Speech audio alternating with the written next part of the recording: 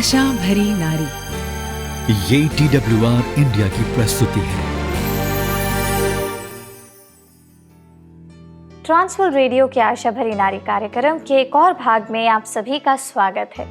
मैं हूं वाणी और मेरे साथ यहाँ हैं शालिनी जी, और आज हम आपके होस्ट होंगे। हमें बेहद खुशी है कि आप आज फिर से हमारे साथ जुड़ सके और हम सब एक बार फिर से एक साथ हैं। आज हम अविरल बेरोक प्रेम नामक एक और रोमांचक और महत्वपूर्ण विषय के बारे में चर्चा करेंगे। ऐसा प्रेम जिसे रोका नहीं जा सकता। मैं आपको एक माँ और बेटी की सच्ची लेकिन दुखद कहानी बताना चाहूँगी, जिनकी ज़िंदगी रातों रात बिखर गई। यह पूरी कहानी मदर्स डे पर माँ ने सुनाई।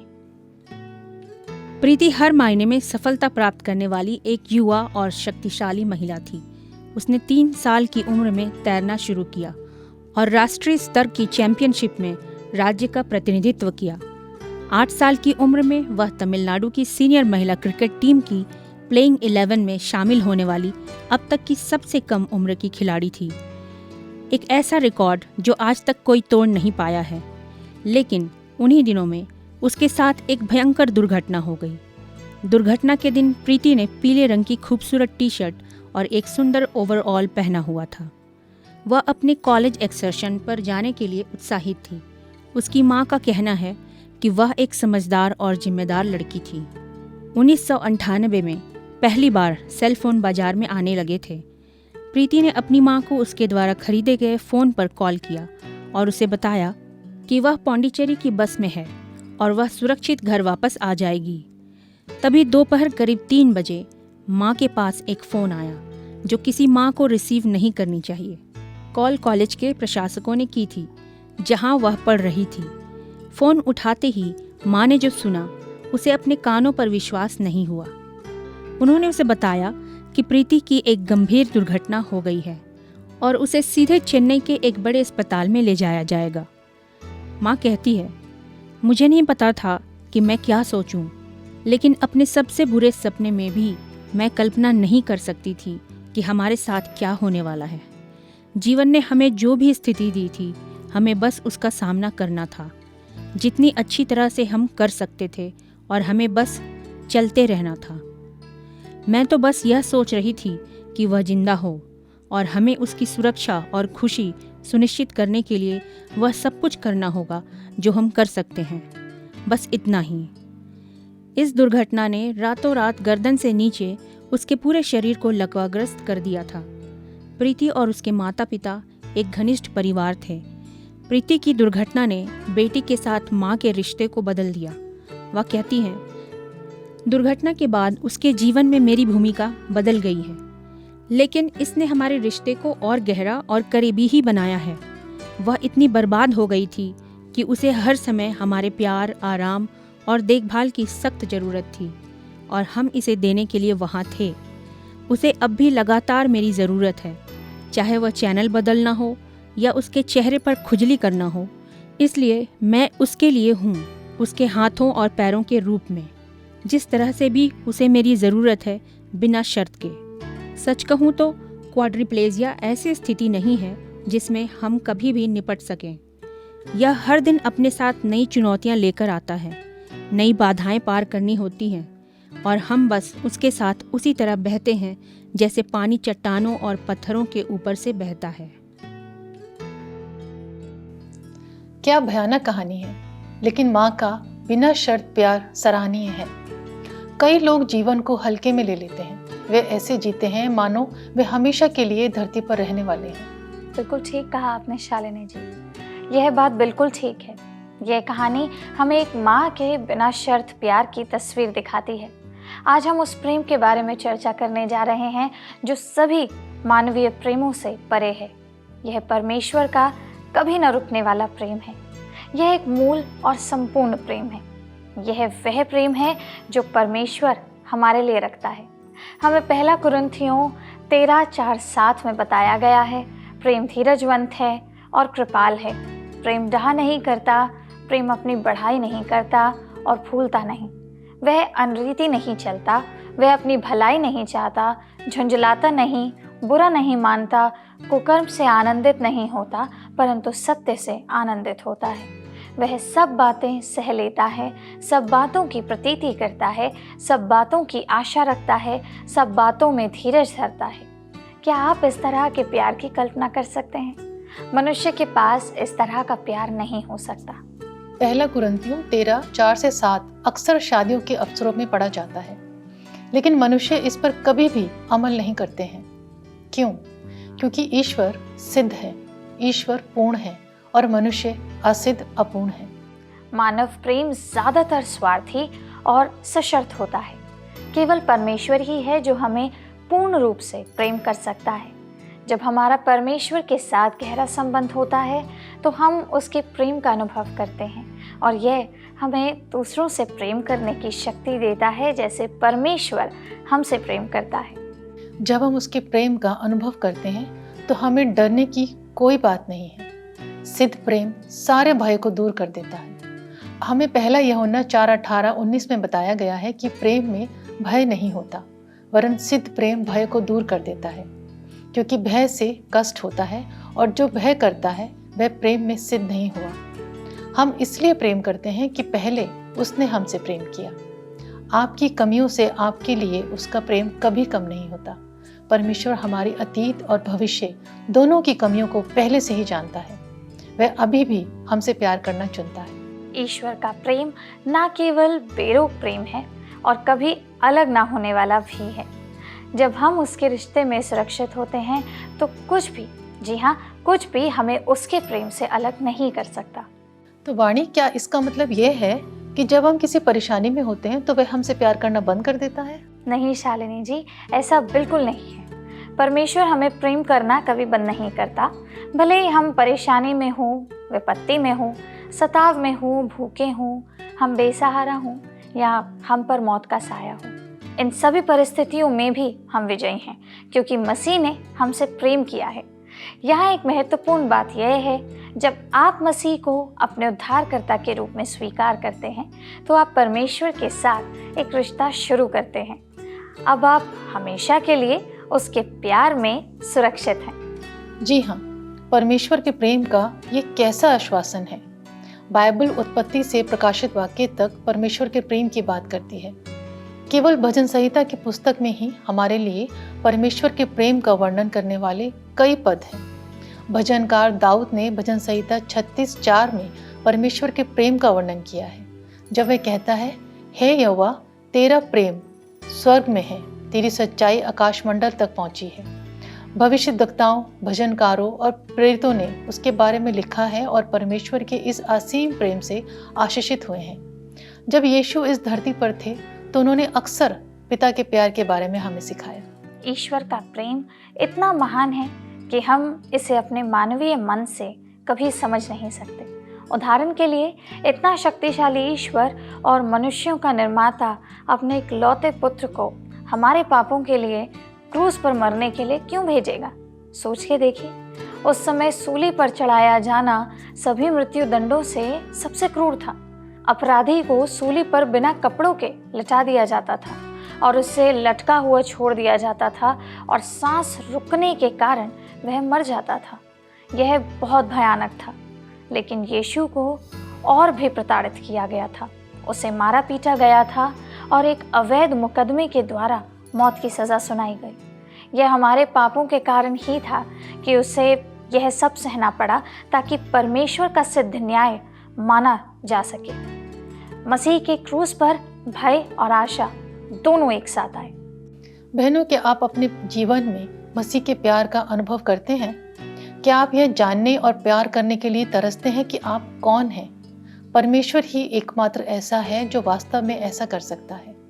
जब आप उसके प्रेम का अनुभव करते हैं तो आप जीवन की संपूर्णता और परमेश्वर से मिलने वाली शक्ति से पूर्ण हो जाते हैं। क्या आप कुछ और जानते हैं? परमेश्वर का प्रेम एक ढाल है जो आपको घेरे हुए है और आपको सुरक्षित रखता है। भजनकार भजन संहिता 5:11-12 में यही कहता है, जितने तुझ पर भरोसा करते हैं वे सब आनंद करें, वे सदा ऊंचे स्वर में गाते रहें, क्योंकि तू उनकी रक्षा करता है। जितने तेरे नाम से प्रेम रखते हैं वे सब आनंद से भर जाएं, क्योंकि हे यहोवा तू धर्मी को आशीष देता है और तू उन्हें अपने अनुग्रह रूपी ढाल से घेरे रहेगा। परमेश्वर का प्रेम ना केवल खुशी प्रदान करता है बल्कि सुरक्षा भी देता है जब आप सुरक्षा के लिए उसकी ओर दौड़ते हैं। परमेश्वर आपको निराश नहीं करेंगे क्योंकि उसका प्यार विफल नहीं हो सकता। परमेश्वर का अपने लोगों के लिए ऐसा स्नेह है जो कभी ना खत्म होने वाला और कभी ना टूटने वाला है। वह प्रेम कोई प्रदर्शन नहीं है। कुछ होना और कुछ करना दो अलग अलग बातें हैं। इसी तरह प्यार होना और प्यार करना अर्थात कार्य और व्यवहार दो अलग अलग चीज़ें हैं। परमेश्वर हमारे प्यार का स्रोत है और व्यवहार की सूची और हमारे ईश्वर के प्रेम को आत्मसात करने और प्राप्त करने का परिणाम है। प्यार हमारी प्रेरणा बन जाता है। दूसरे लोगों से प्यार करना और उन पर भरोसा करना एक बड़ा जोखिम है। एक बार जब कोई व्यक्ति आपको चोट पहुंचाता है तो दूसरे के सामने खुलना कठिन हो जाता है। इसके विपरीत परमेश्वर का प्रेम वास्तव में बिना शर्त है। वह आपको कभी धोखा नहीं देता। आपको कुछ भी पकड़ने की जरूरत नहीं है। वह भरोसेमंद है। बहनों, ईश्वर का प्रेम व्यक्तिगत है। परमेश्वर हम में से प्रत्येक को अपनी संतान के रूप में संबोधित करता है। वास्तव में परमेश्वर की संतान होना कितने सौभाग्य की बात है। एक क्षण के लिए जरा सोचिए कि ईश्वर सृष्टि करता है और हम उसकी रचना है। उसकी संतान कहलाना हमारी समझ से परे है। जब परमेश्वर आपको बुलाता है और आप उसकी पुकार पर ध्यान देते हैं तो आप केवल उसके दोस्त ही नहीं बल्कि उसके बच्चे हैं। परमेश्वर आपसे प्रसन्न होता है और आपके लिए सबसे अच्छा चाहता है। वह आपके जीवन को आशीषों और आनंद से भरना चाहता है। आपके लिए परमेश्वर की पसंद उसके प्यार पर आधारित है। परमेश्वर ने इज़राइल के लोगों को चुना और उनके साथ एक वाचा बांधी। इसका उल्लेख व्यवस्था विवरण 7:7 से 9 में किया गया है। परमेश्वर ने उन्हें बताया कि उसने उन्हें चुना है। यहोवा ने जो तुमसे स्नेह करके तुमको चुन लिया, इसका कारण यह नहीं था कि तुम गिनती में और सब देशों के लोगों से अधिक थे, किंतु तुम तो सब देशों के लोगों से गिनती में थोड़े थे।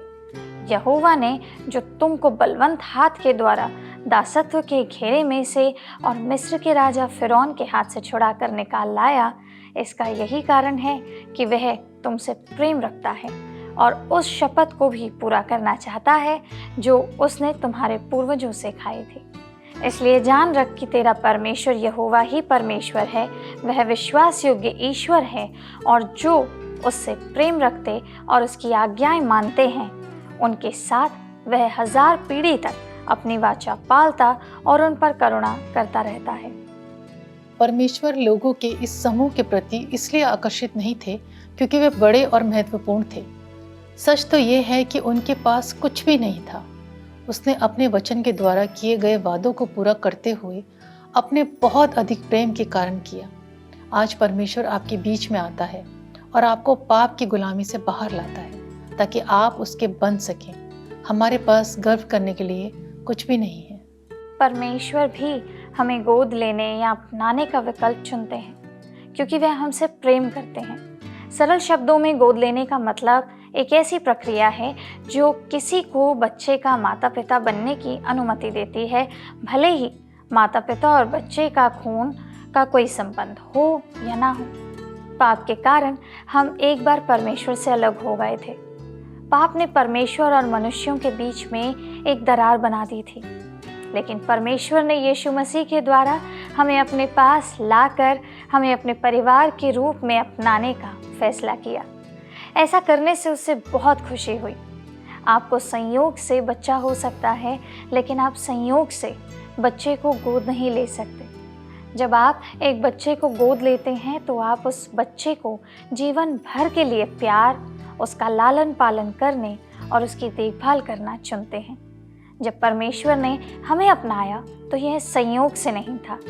वह हमें हमेशा के लिए प्यार, लालन पालन और देखभाल करना चुनता है।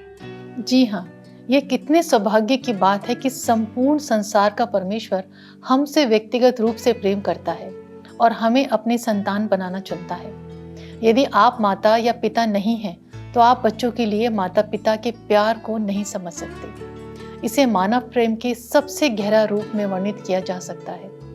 अगर आप किसी प्यार करने वाले माता पिता से बात करें और पूछें कि क्या वे अपने बच्चे को स्वेच्छा से मरने के लिए किसी कारण की कल्पना कर सकते हैं, तो वे कभी ऐसा नहीं कर सकते हैं।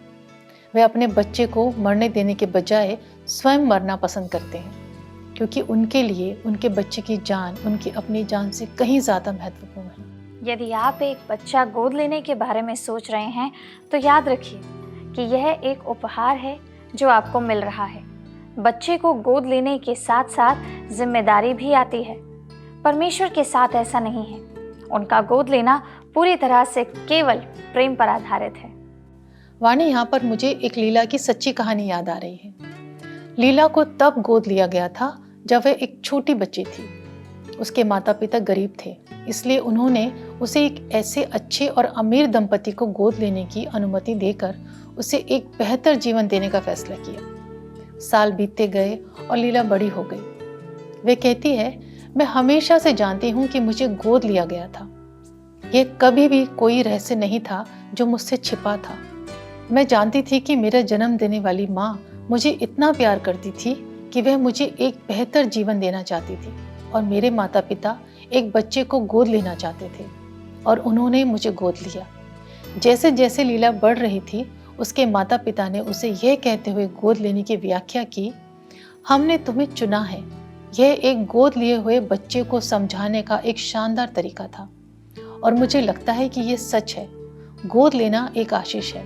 उस उपहार के बारे में सोचें जो माता पिता उस बच्चे और परिवार को दोनों को दे रहे हैं जो गोद लेना चाहते हैं। लीला यह भी कहती है, एक गोद लिए गए बच्चे के रूप में मैं अन्य गोद लिए बच्चों को याद रखने के लिए प्रोत्साहित करती हूँ कि हमारा जीवन वास्तव में कितना आशीषित है। हमें छोड़ नहीं दिया गया, हमें चुना गया, हमें मौका दिया गया। मैं ये नहीं कह रही हूँ कि यह कठिन नहीं है या लोगों के लिए इसे समझना आसान है, लेकिन ये दुनिया को समझने के लिए नहीं है। यह उन लोगों के लिए है जो इसमें शामिल हैं। जब लोग उससे उसके गोद लेने के बारे में पूछते हैं तो लीला का तुरंत उत्तर होता है, मुझे पता है कि मुझसे प्रेम किया जाता है। कितनी सुंदर कहानी है शालिनी जी इस लीला की। निश्चित रूप से मनुष्यों द्वारा गोद लेने का आधार प्यार है, लेकिन आप परमेश्वर के उस प्रेम की कल्पना कर सकते हैं जो इन सबसे परे है। यहाँ परमेश्वर के बेरोक प्रेम के बारे में एक और महत्वपूर्ण तथ्य है। परमेश्वर आपको वैसे ही प्यार करता है जैसे आप हैं। परमेश्वर ने हमसे इतना प्रेम किया कि जब हम विद्रोह ही कर रहे थे तब उसने हमारे लिए अपना जीवन दे दिया।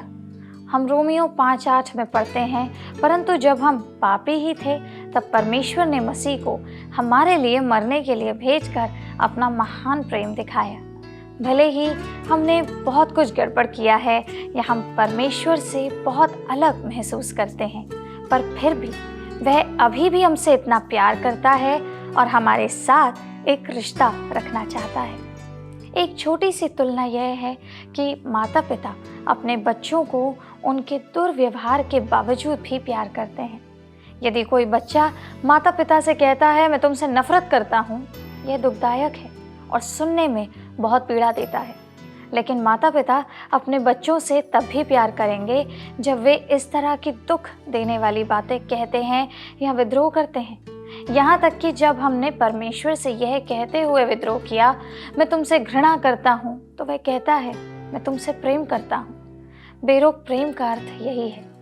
परमेश्वर के पास आने से पहले आपको बदलने या बेहतर स्थान खोजने की आवश्यकता नहीं है।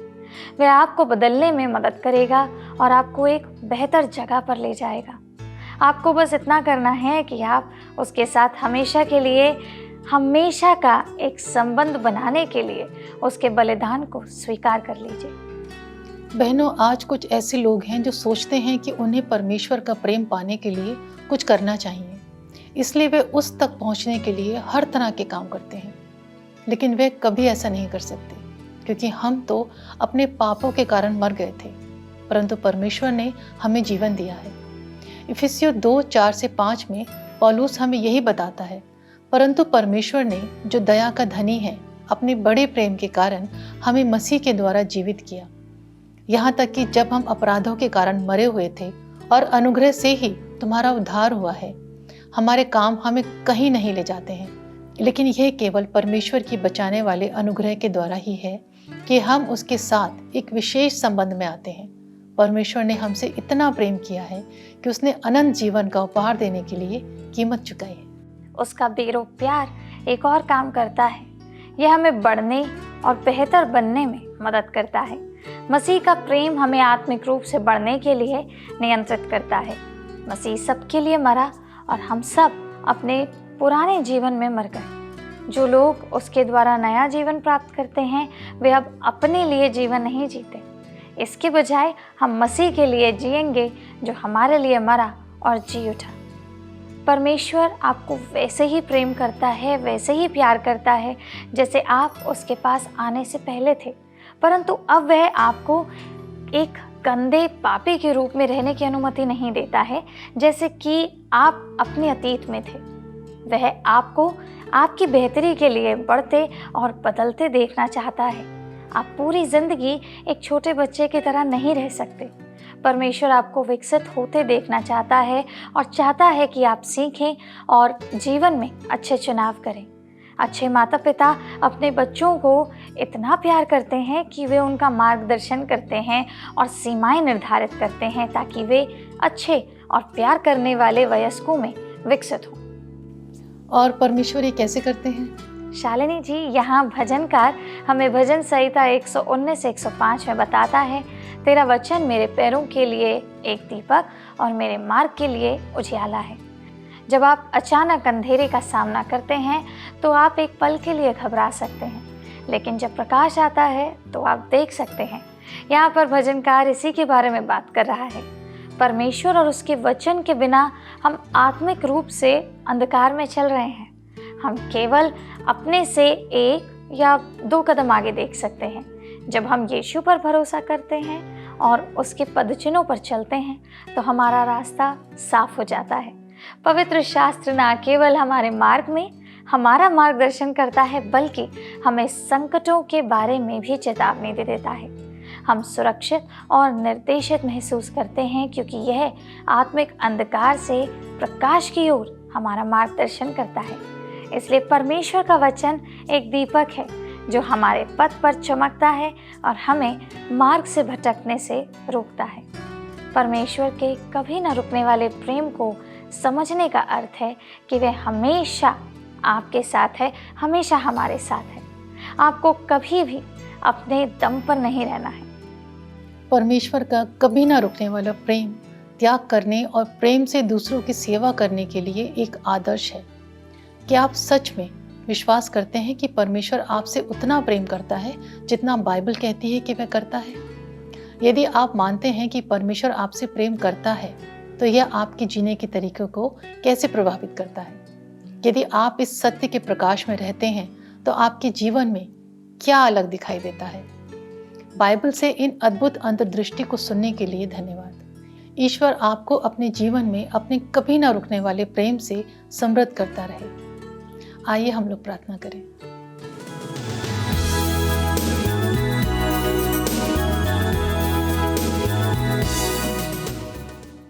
धन्यवाद प्रेमी पिता परमेश्वर, हम आपका धन्यवाद करते हैं कि आपने आज अपने इस बाइबल की अंतर्दृष्टि के द्वारा और इस पूरे भाग के द्वारा हमें फिर से बताया कि आप हमसे कितना प्रेम करते हैं।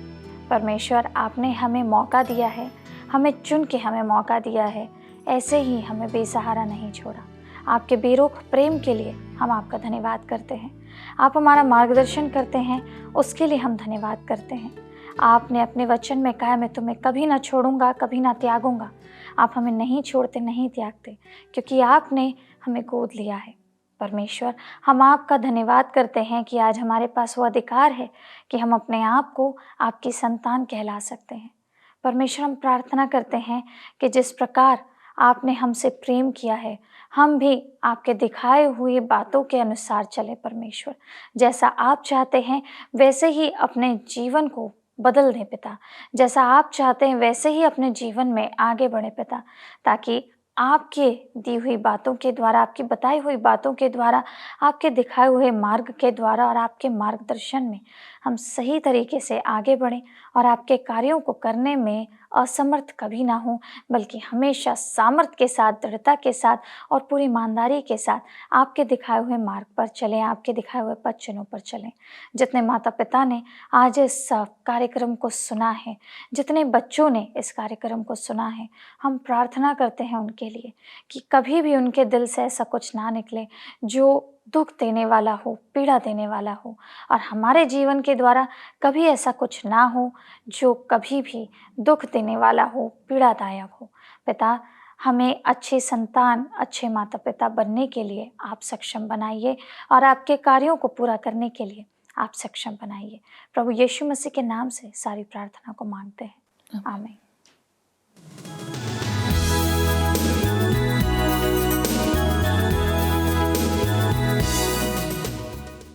तो दर्शकों, आज के लिए बस इतना ही। लेकिन अगर आपको आज का कार्यक्रम पसंद आया हो तो स्क्रीन पर आ रहे नंबर पर हमें मिस कॉल ज़रूर दीजिएगा। अगली बार हम फिर से आपसे मिलेंगे इसी वक्त, इसी जगह। तब तक प्रभु आपको आशीषित करे।